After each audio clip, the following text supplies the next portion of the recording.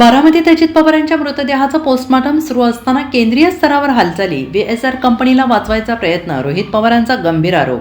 अजित पवार यांच्या विमान अपघात प्रकरणात VSR कंपनीला वाचवण्यासाठी केंद्रीय नागरी उड्डाण मंत्री राममोहन नायडू आणि DGCA कडून हालचाली सुरू असल्याचा गंभीर आरोप आमदार रोहित पवार यांनी केला आहे. 28 जानेवारीला अजित पवार यांचा विमान अपघात झाला आणि त्या दिवशी दुपारी 1:36 DGCA कडून आम्हाला पहिला अहवाल आला होता आणि त्या अहवालात म्हटलं होतं की फेब्रुवारी महिन्यात VSR कंपनीच्या विमानाचं ऑडिट झाले. त्यावेळी लेव्हल 1च्या वर कोणत्याही त्रुटी आढळल्या नव्हत्या असं त्या अहवालात म्हटल्याचं रोहित पवार यांनी म्हटले. ते बुधवारी विधान भवनाच्या प्रांगणात प्रसारमाध्यमांशी बोलत होते.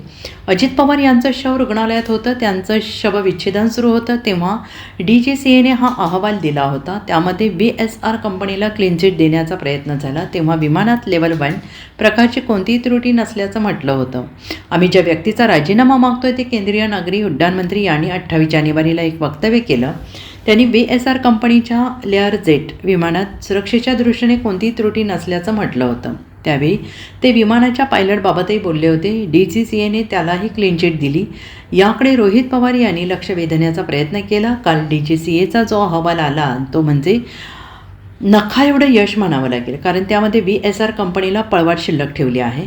DGCAने अहवालात नमूद केल्याप्रकरणी VSR कंपनीच्या विमानाच्या स्पेशल ऑडिटमध्ये विमानात अनेक त्रुटी आढळून आल्याचं म्हटलं आहे.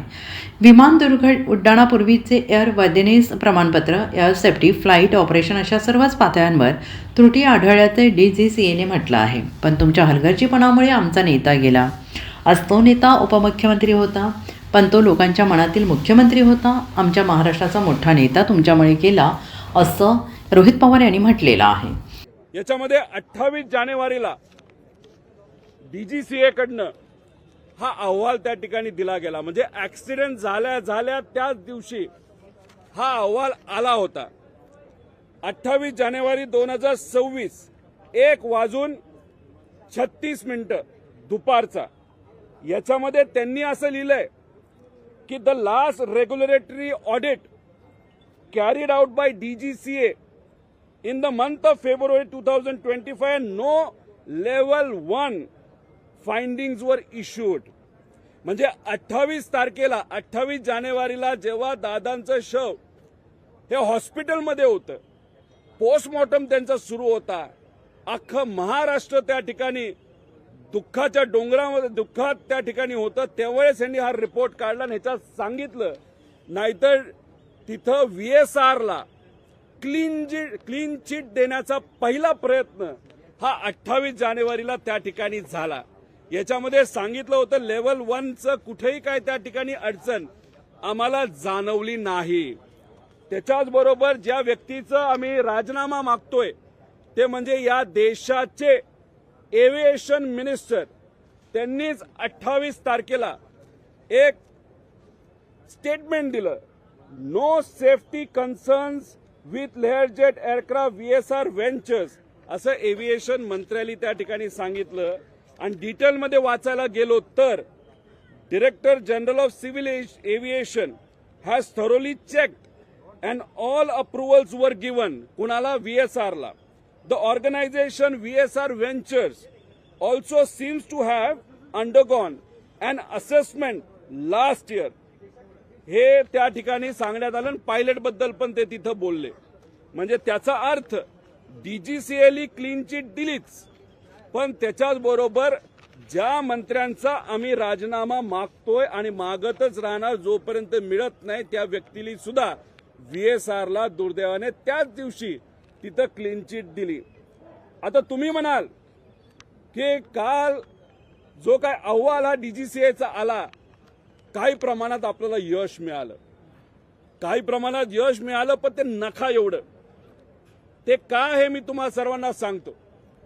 स्पेशल सेफ्टी ऑडिट VSR व्हेंचर्सचं तिथं झालं आणि काल असा अहवाल सेफ्टी ऑडिटचा आणि VSRवर आम्ही काय ऍक्शन घेतली हे कालच्या रिपोर्टमध्ये आपण सर्वांना त्या ठिकाणी सगळ्यांनी त्या ठिकाणी बघितलं. याच्यामध्ये काय लिहिलंय, the multidisciplinary audit team observe several non compliances. म्हणजे अनेक त्रुटी त्यांना जाणवल्या. त्या कशामध्ये? Approved procedure in the organisation in the area of airworthiness म्हणजे विमान उडवायच्या आधी विमान हे उडण्याच्या लायक आहे का, त्याला एअरवर्दी सर्टिफिकेट असतं, त्याच्यामध्येच यांना बऱ्याचशा त्रुटी त्या ठिकाणी दिसल्या, एअर सेफ्टीमध्ये दिसल्या आणि फ्लाईट ऑपरेशन्समध्ये दिसल्या.